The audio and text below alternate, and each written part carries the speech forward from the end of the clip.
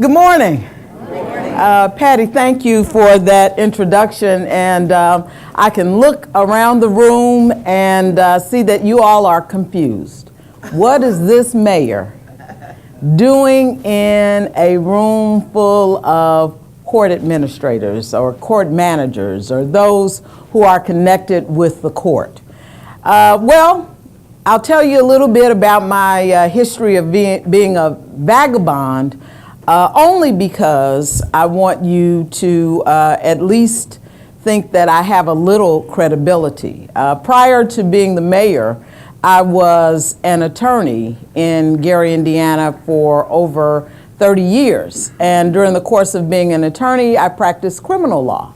On both sides, as most criminal lawyers do. I was a deputy prosecutor, I was a public defender, I also practiced in the municipal finance field, and I was one of the first drug court judges in Gary, Indiana. In fact, had the honor of leading the National Association of Drug Court Professionals for 6 years and helping to grow the drug court field.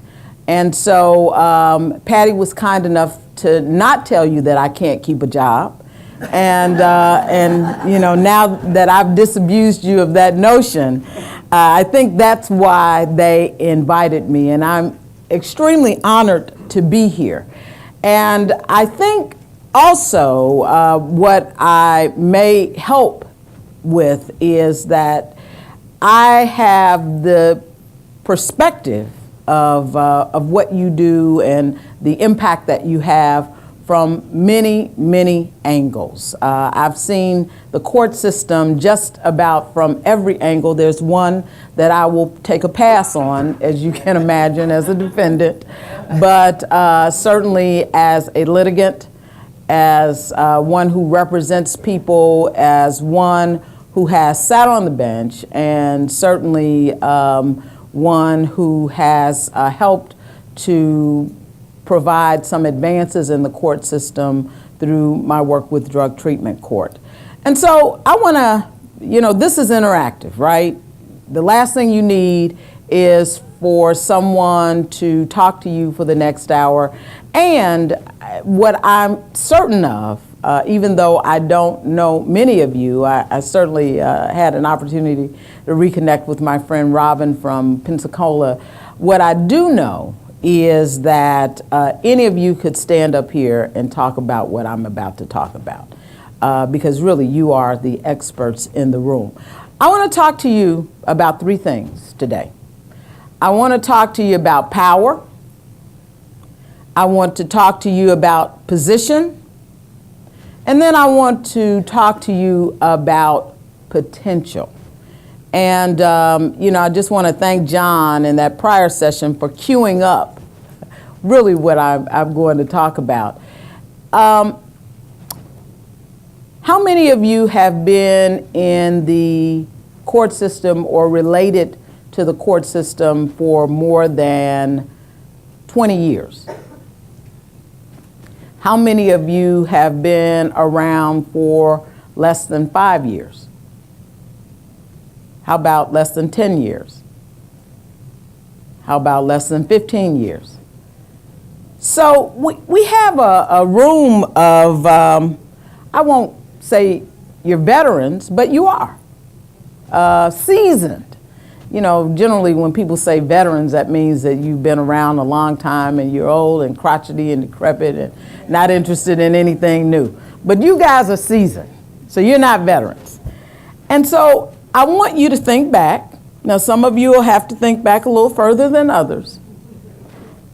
And I want you to think back to your first contact with the court system.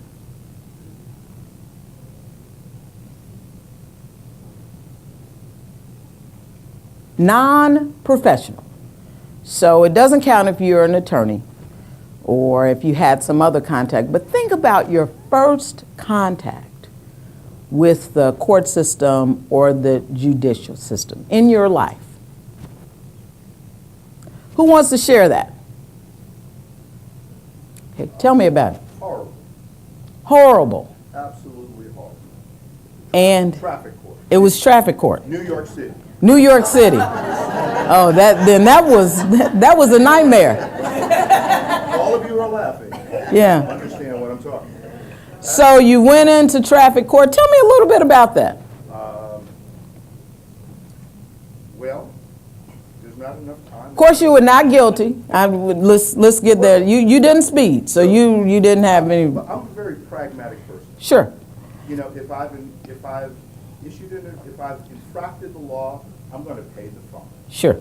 If I haven't, or if I think that it's questionable, and it's truly questionable, not just kind of just on that bleeding edge, then I'm going to plead my case. And I wasn't a lawyer at the time.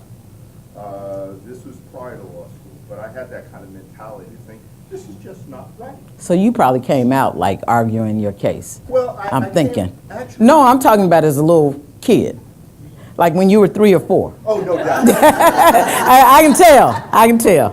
Yes, I like money, and I like to debate. Okay. And I tried to figure out a way I could do both.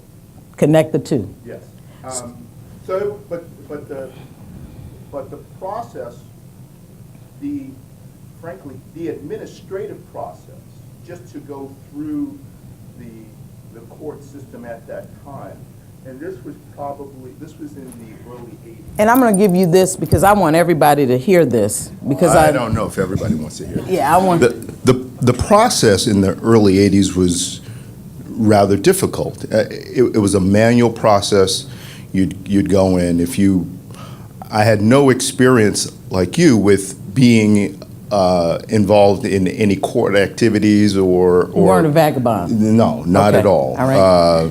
And I'd stayed on the right side of the law. So, and this was my first traffic ticket where it was a moving violation. Sure. And in New York City, you get a fine, you get points. I wanted neither. Right.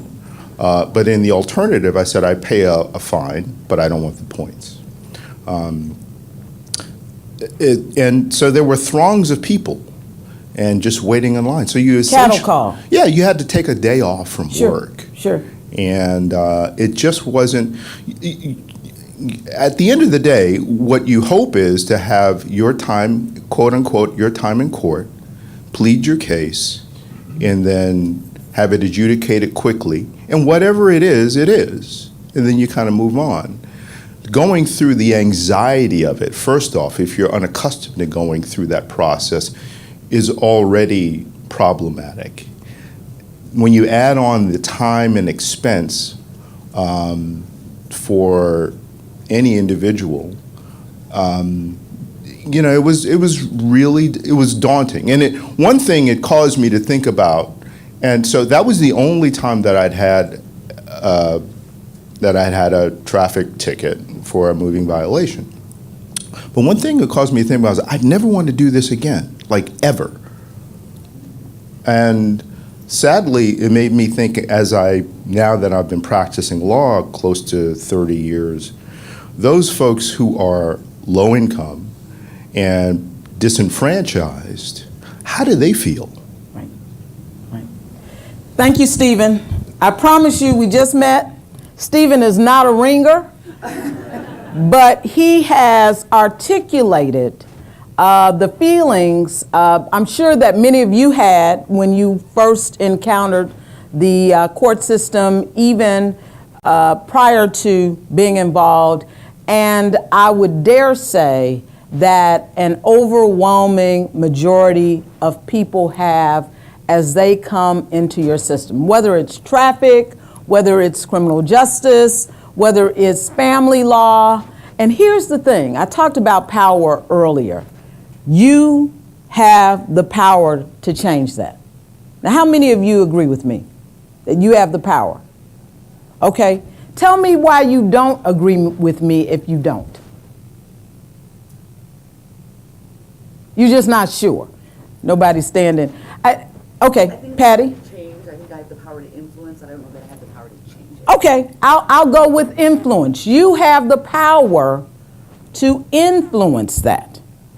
Can I get more hands on influence? Okay. So the question is, how do you influence that? I would dare say that as clerks, as court administrators, as court managers, as attorneys, you are uniquely positioned to see things through the public's eyes. Yes, you have an official position, no doubt about it, but you also have more contact with the public than the average judge does. You know, you've heard judges talk about it. Being isolated, not being comfortable in public settings, not because they are inherently uncomfortable, but because you have to be careful all the time as a judge. But you're not in that position. As one who is either an attorney or a court administrator or in some other capacity other than a judge, you have more, you have freer reign, if you will, to move about the country or move about your city and interact with the public. And so you are in a unique position to hear what the public's perspective is of the court system. And it's not just on television, it's not just on the cable news channels, it's what you hear in the grocery store. And what do you hear? You hear that people feel disconnected from the court system. Do you not? You hear that people are intimidated by the court system. Are they not? You hear that people are sometimes apprehensive, or they have anxiety when they come into court.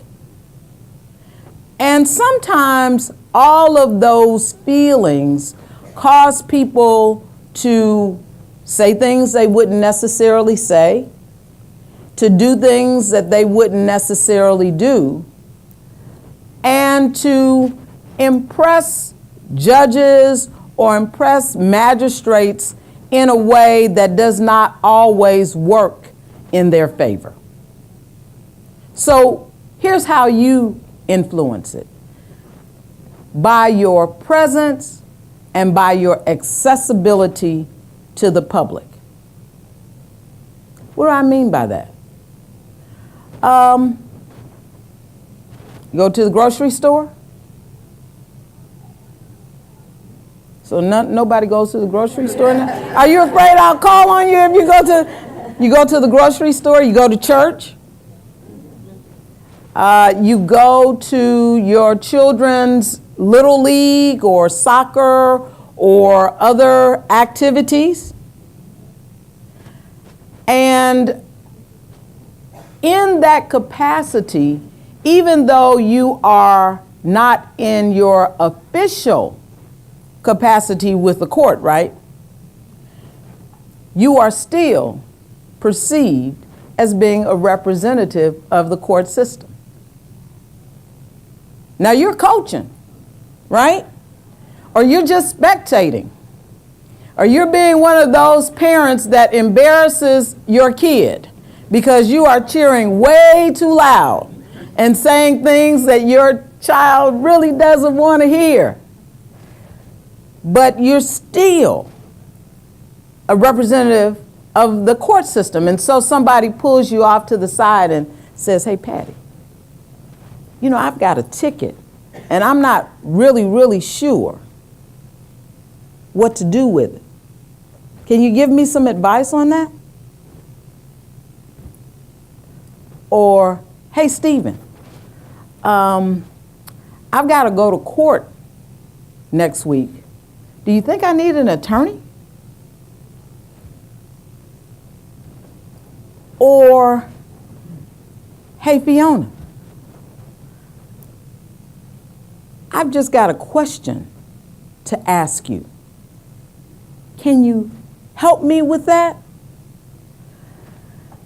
And your response, because after all, you're not in your official capacity, are you?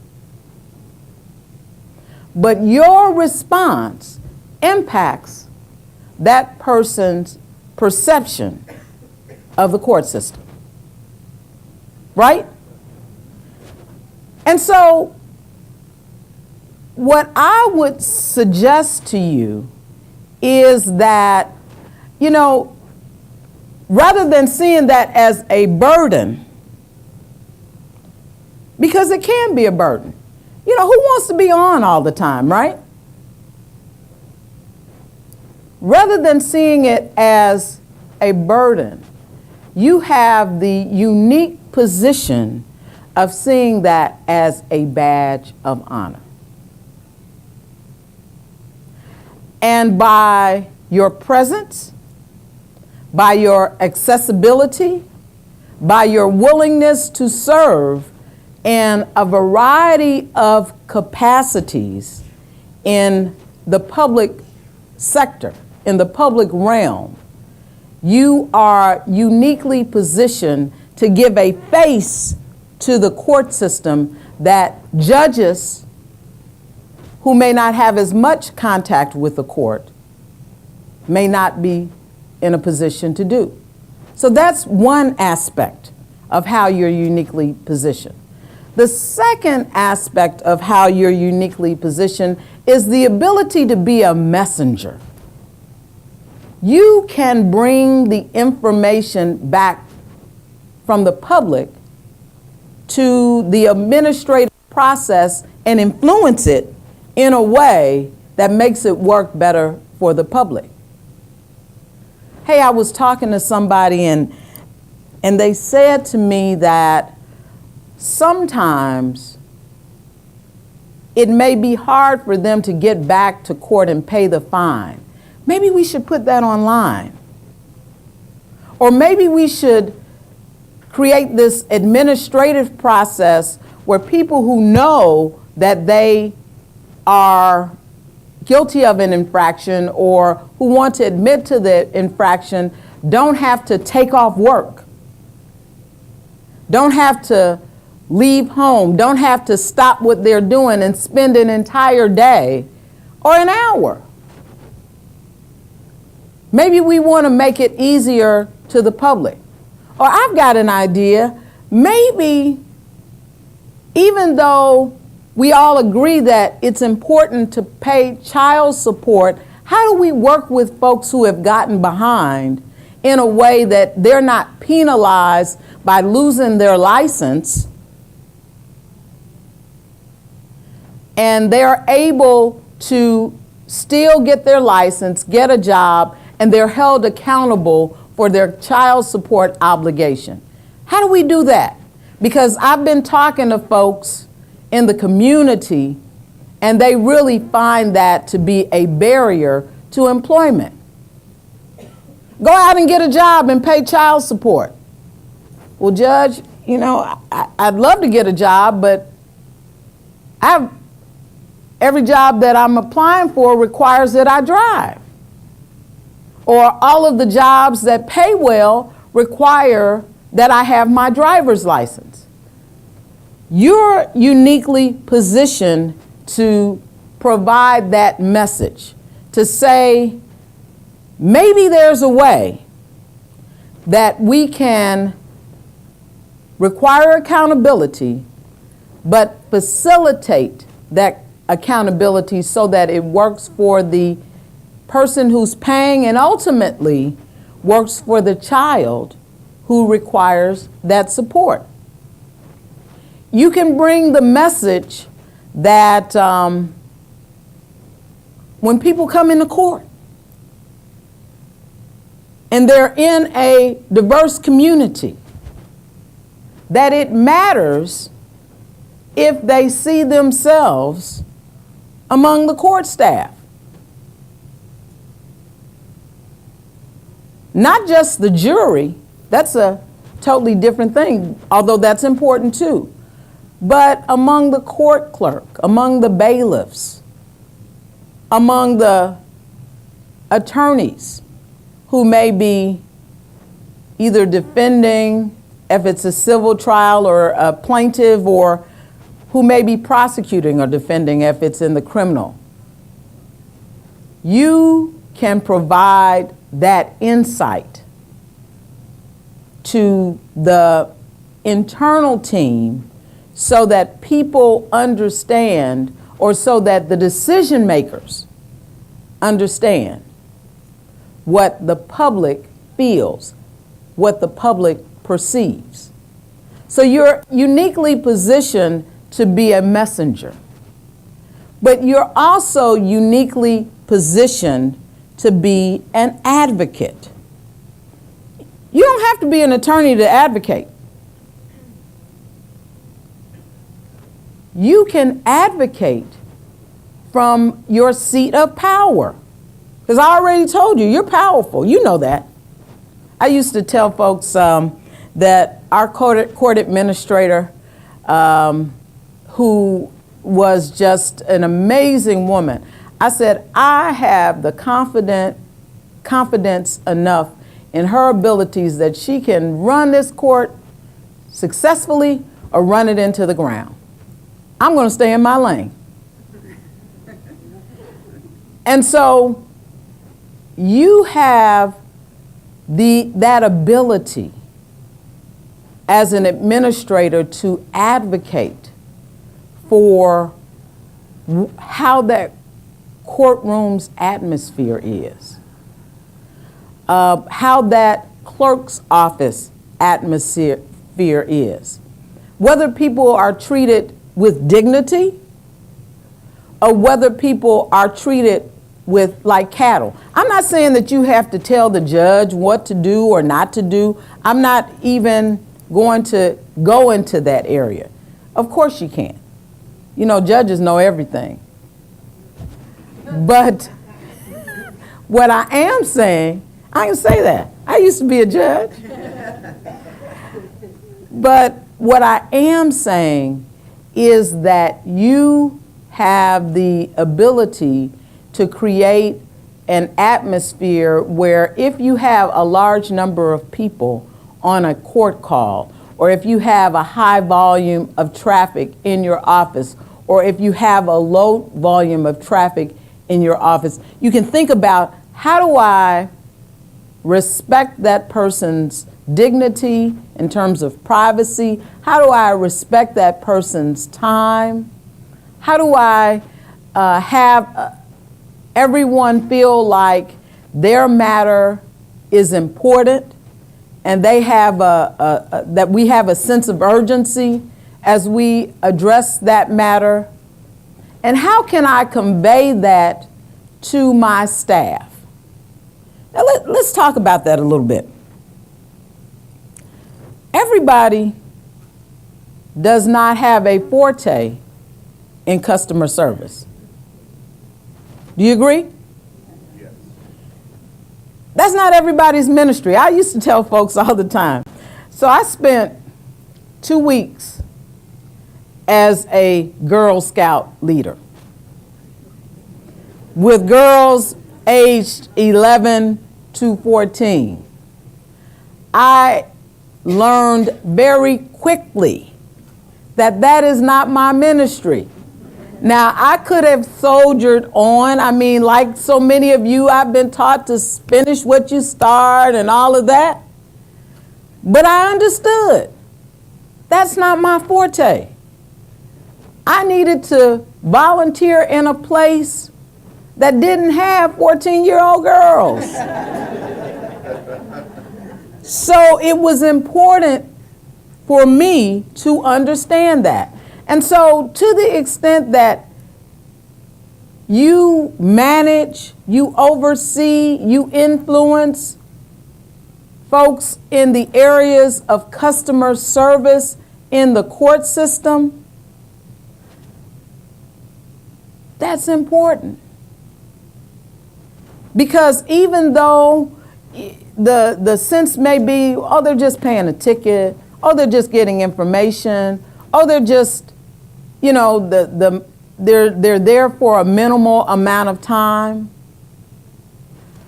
How that their perception of that time and how they're treated during that time matters 100%. And so the supervision of the personnel, the training of the personnel, the treatment of the personnel who in turn interacts with the public is of paramount importance. I can't emphasize that enough, because if they feel valued, then they in turn make the public feel valued and important. And it takes a unique talent to have someone who may be coming in to pay their last $150 or $200 on a ticket feel like they've had a good experience. That's unique, because they came in with an attitude. I mean, I'd have one. You'd have one, right? So they came in with an attitude and they left happy. That is a talent. And so you cultivate that. You look at that during the interview, and you certainly train for that.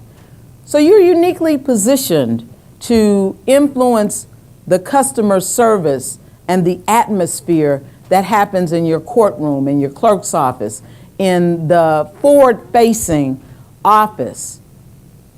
And then you're uniquely positioned to influence policy.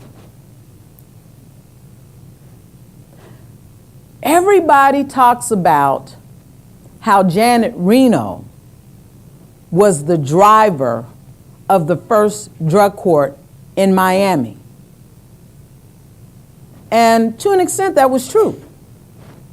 But you know the person who actually made it happen? It's Tim Murray.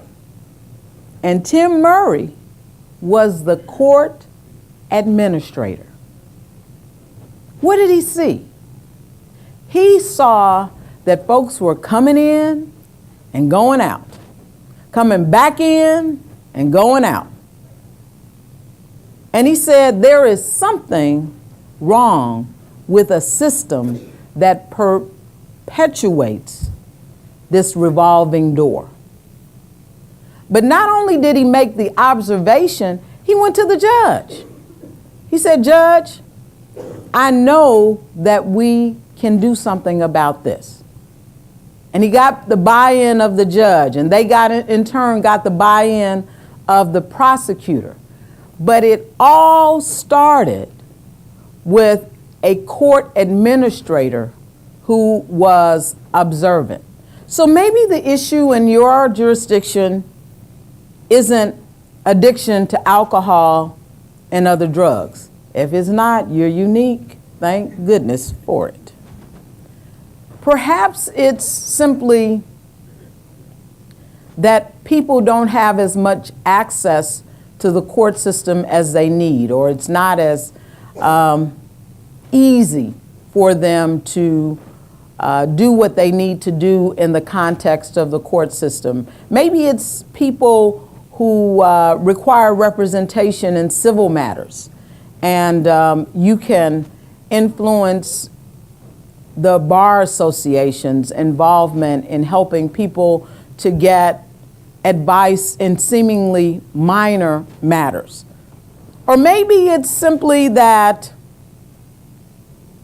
the court could run more efficiently. But you have the ability, because you're seated, again, uniquely positioned to have an impact on how the system functions in your community, in your jurisdiction. You know, you're uniquely positioned to remove the mystique.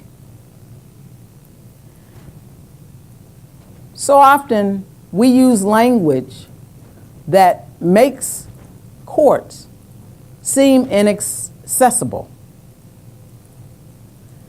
We use that from a legal perspective too. You know, when I was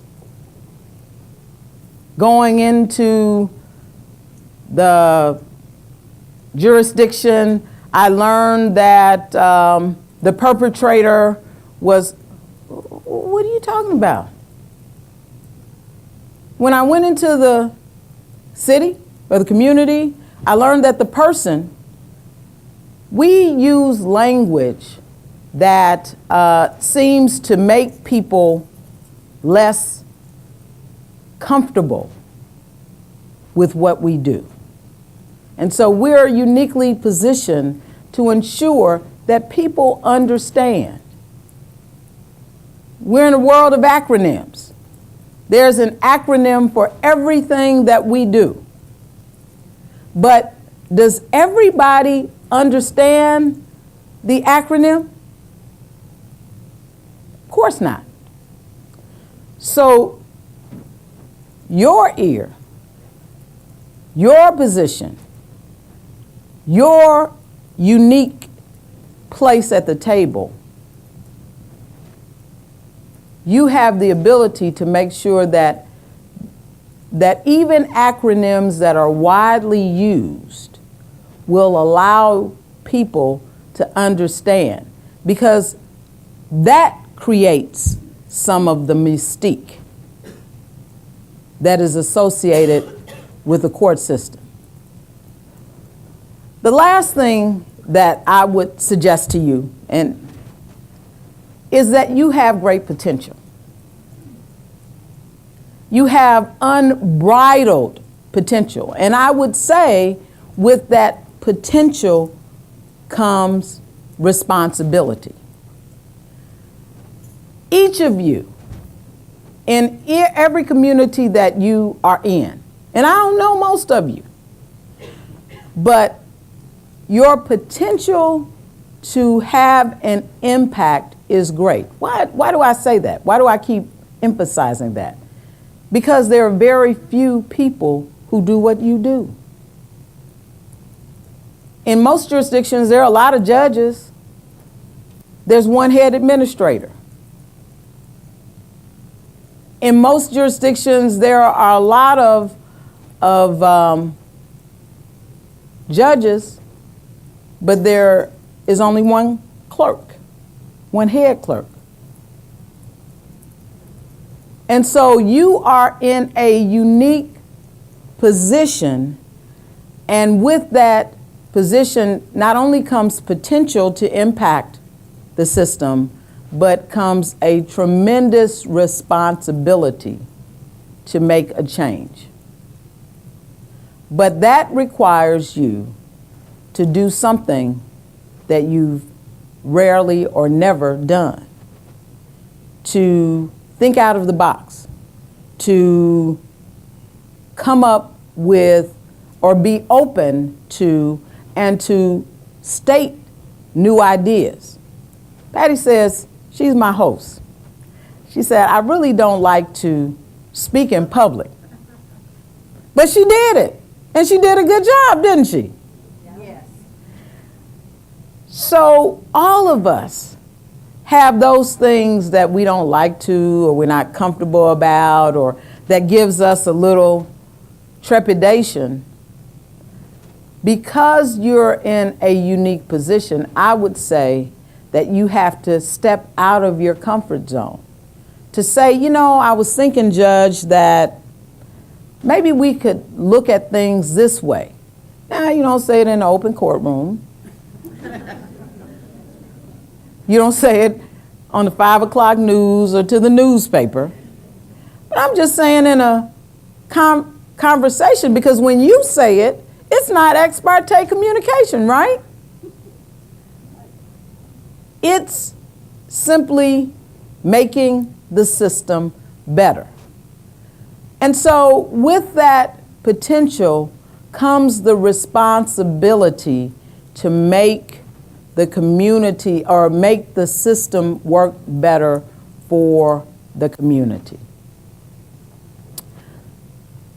I told you about what a professional vagabond I've been.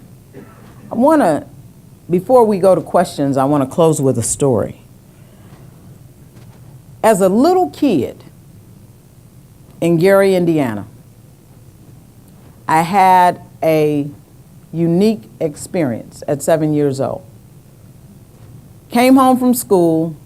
My mother says, we're having a meeting. And the meeting was for a person who was running for mayor. And I remember getting a citizenship certificate that day. It was towards the end of the school year.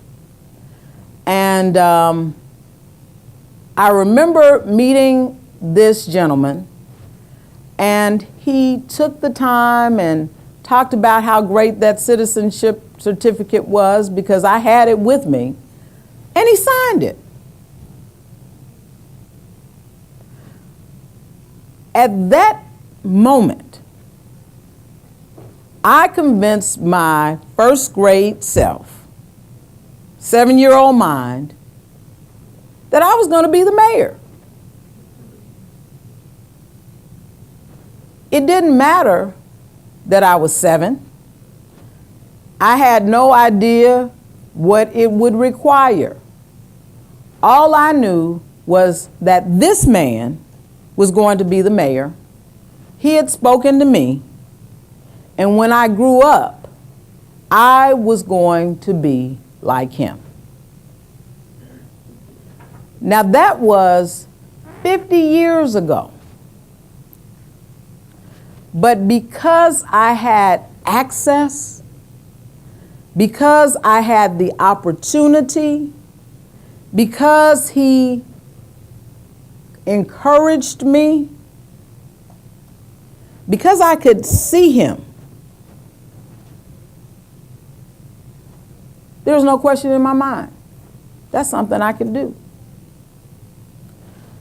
And that's my point to you all as it relates to the court system. Your presence in the community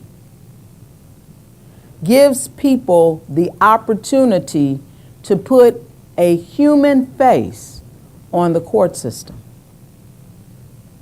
It gives them access. And even though there are times that you get annoyed by the number of questions, the timing of the questions, the frequency of the questions, that's okay. Because it gives folks an opportunity to see that this is a person who is accessible, and of course the system is made up of who? People and processes.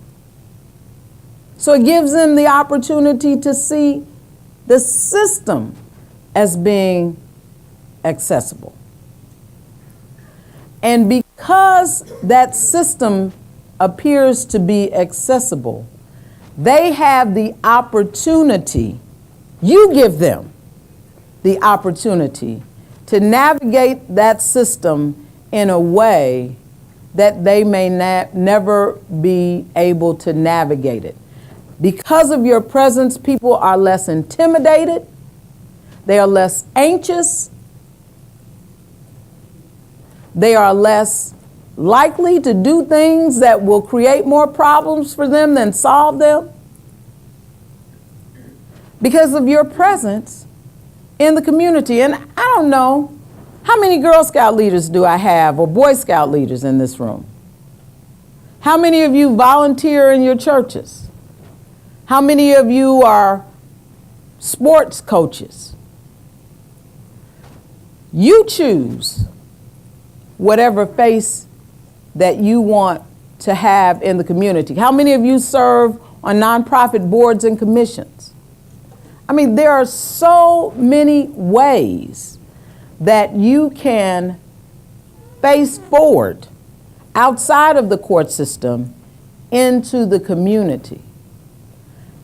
And because you're uniquely positioned, And because you have such great power and potential, I would say that you have a responsibility to do that. Now, I hear what you're saying. I'm busy. I've got a lot of responsibility on my job. I've got a lot of responsibility in my home. All of that may be true. But you are also in a position that few people in your community, very few, are blessed to be in. And because of that, whether you talk about paying it forward, whether you believe the biblical principle of to whom much is given, much shall be required, you have a responsibility. And that responsibility is to serve and serve with distinction. So with that, I want to give you an opportunity to ask any questions, to share any experiences that you have. I know that we have probably about 15 minutes and would be glad to entertain them. Yes, ma'am. Hi, I'm from Ohio. I just wanted to share that one unintended benefit we've noticed from bothering to have interns is that then we have these emissaries in the community who now know what we do, how hard we work, how we bother to measure what we do. And it's always a pain to have an intern, right? But it's just one of those things that we think, well, gee, it makes it worth it. Because we've got people out there who know what we do. That's absolutely right. And I want to talk a little bit about that. Right now, we have an internship with the city of Gary, and there are probably 3 interns that work in the mayor's office. And while it is a challenge to train them, you would be surprised at how advanced and how much help. So our interns run our National Night Out program. You know, we talked to them and we said, you know, these are the things that we're working on. And you don't have to give them busy work, you can give them substantive work. And they said, well, you know, we think we can make that National Night Out program really fun and exciting. And who better to make something fun and exciting for the public than folks who are in the public, right? And so they're high school students, they're college students, and they run the program. Now, you know, you talk about unintended consequences, one of the side effects was that they had me in a dunk tank. Now, I'm like, well, I don't know, you guys have taken it a little far. But you're absolutely right. And so often, because they stop our flow, we are not always open for interns because, you know, you have your process, you have the way that you do things in place. But sometimes it's good for our flow to be stopped because of the fact that we have new ideas and new energy in that space. And, you know, obviously, you know, interns, college students, young folks bring a lot of energy, Yes. Good morning. Good morning. My name is Miriam Blank Smart, and I am from Detroit. I'm the administrator of our city's Blight Court, which is one of the few blight courts in our state and around the country. I was wondering what your feeling is about neighborhood courts, about actually placing courts in the neighborhood, either on a temporary basis or on a long-term basis. I think it's an excellent idea. It's a lot easier for me to walk to my neighborhood court than it is for me to get downtown. But the other aspect of that is that it, again, goes back to the accessibility factor. If the court is in my neighborhood, then I feel more of a connection with the court. Now, granted, none of us want to connect with the court, right? We just don't. But to the extent that we have to connect with the court, it makes it less intimidating. It makes it seem more user-friendly if it is in the neighborhood. Now, of course, the other side of that is that you have to pay for it. You have to pay to have it in the community. But there are ways, I think, that you can partner with community-based organizations, that you can have a number of governmental related services, whether it's police, fire. You can have a neighborhood court in the fire station. How cool is that? And people then have a sense that this court is here to serve them. You know, the average person doesn't think that the court is made to serve them. They think that the court is there to punish them, to be some type of force that they don't want to interact with. But when it's in the neighborhood, then that changes the whole face. I want to hear about that blight court. That is really, really interesting. In Dubai. Yes, sir. Yeah. Hi. Good morning. Good morning. Okay, I'm from United Arab Emirates, Dubai, and it's my first time to be here actually. And excuse my understanding about the judge and court system because I'm new to this system. My background is banking, and I'm a banker in profession, 18 years, and recently I have joined the system.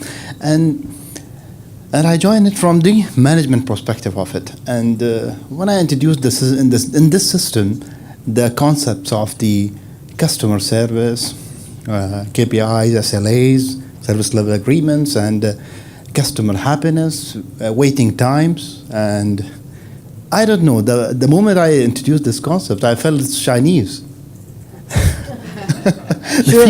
The people that took it as I'm talking to Chinese, and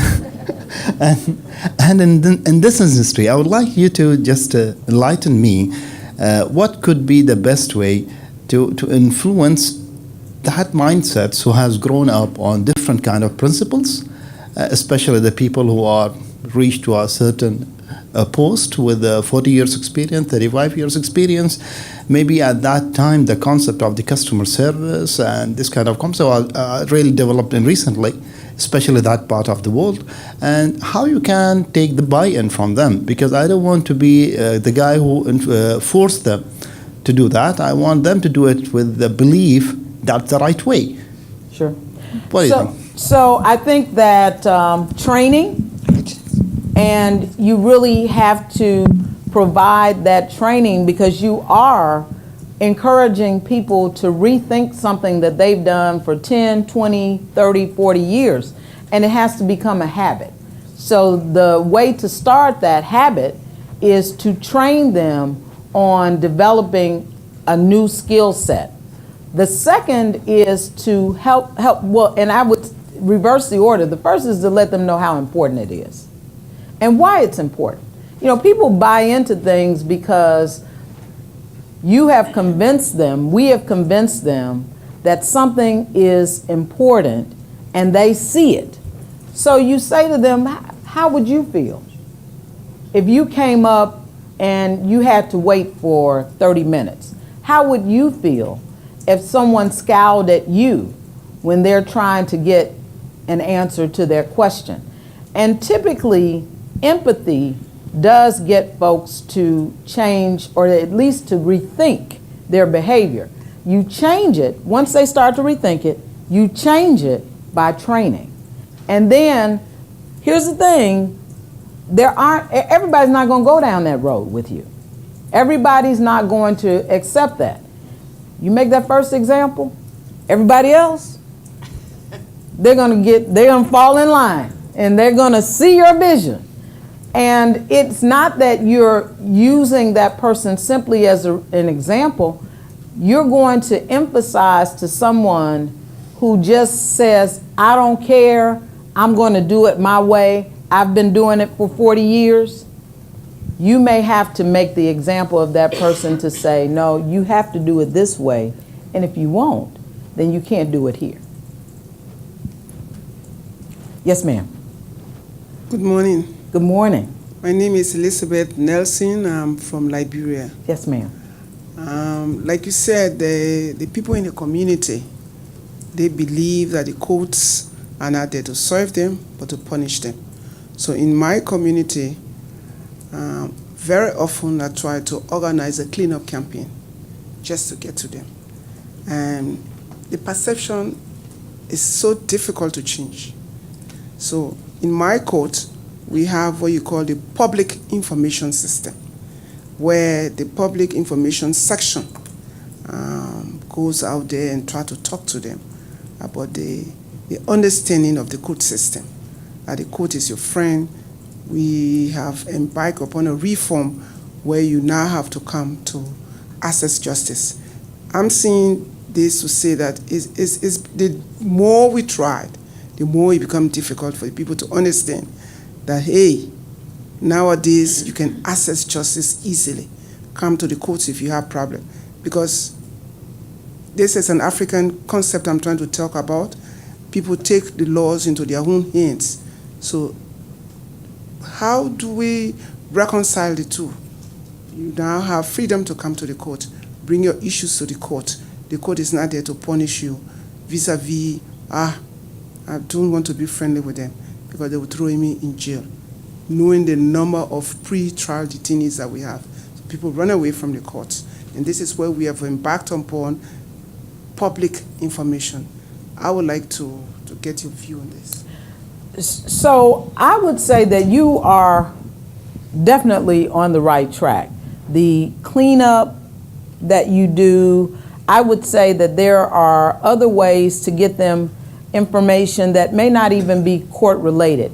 For instance, how do you get food or shelter or clothing if you need it in your community? To provide that information, because the more that people see the court as an institution that provides help, and two, the court that is an institution that is a partner to other institutions, whether it's the faith community, whether it's other community-based organizations. Now, you have to be clear too.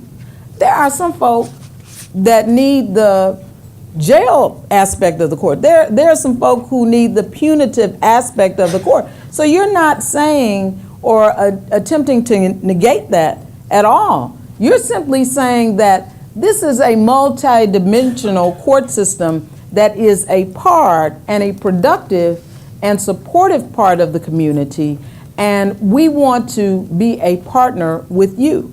And part of that partnership is good, but every now and then, part of that partnership can be perceived as bad, but it's necessary.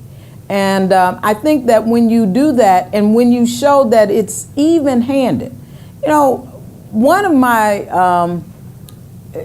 the best experience I have with most of the defendants or the criminals that I defended, they always had a sense of fairness.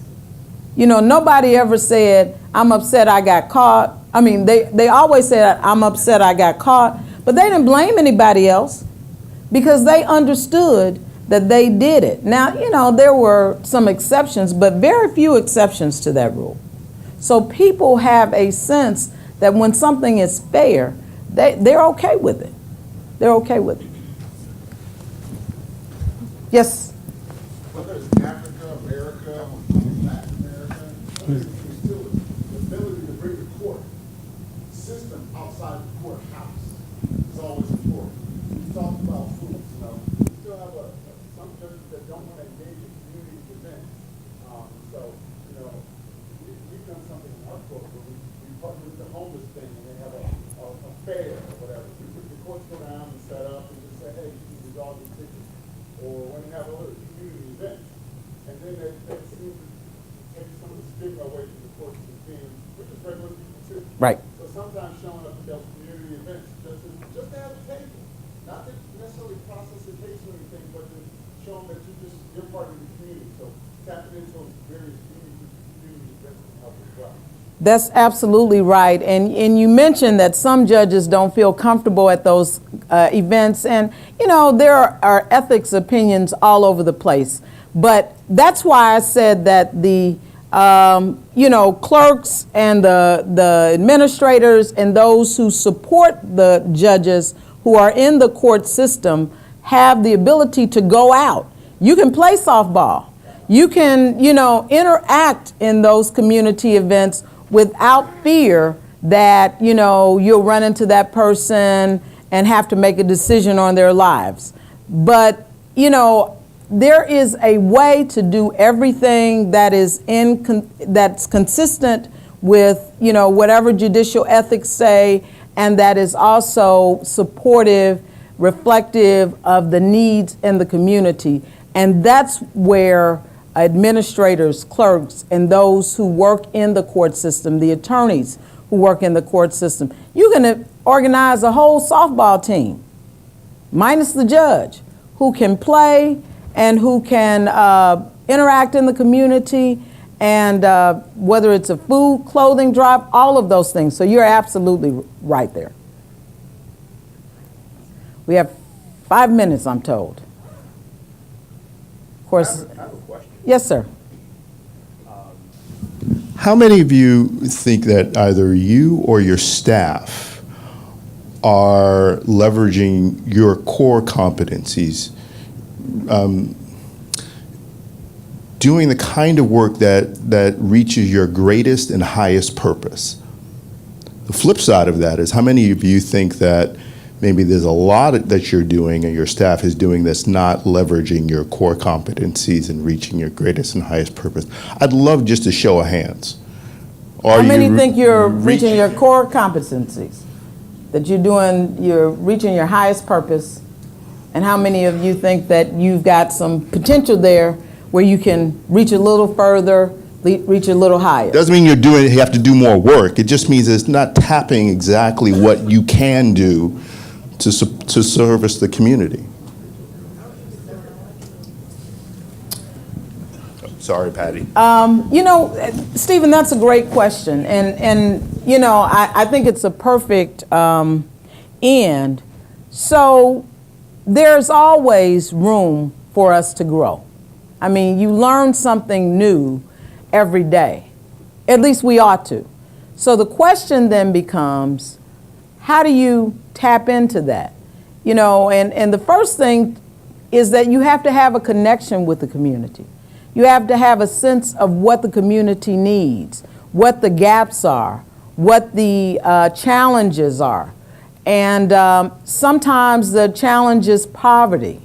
Sometimes the challenge is illiteracy. Sometimes the challenge is simply something that, you know, is unique to your community. And I would dare say that in most cases, the court doesn't think that they have a role in that.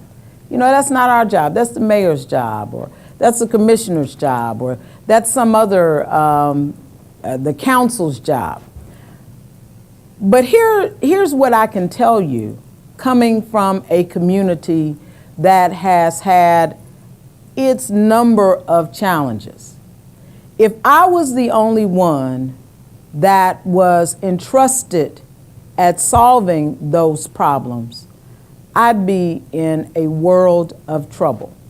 You know, most communities need a all hands on deck approach to solving those issues. So there is something that you as an attorney, you as a court administrator, you as a court clerk can do about illiteracy. There is something that you can do about hunger. There is something that you can do about those people who need clothing in your community. There's something that you can do to simply remove the mystique and increase the information that the public has about the court system or the system that you are in charge of. And that's really our challenge today. You know, go out, look at what's happening in the community that you live in, and determine how you can have a greater impact on that community. Because remember, you have the power, you have the position, and more importantly, you have the potential and the responsibility. So thank you, and you guys have been a great team.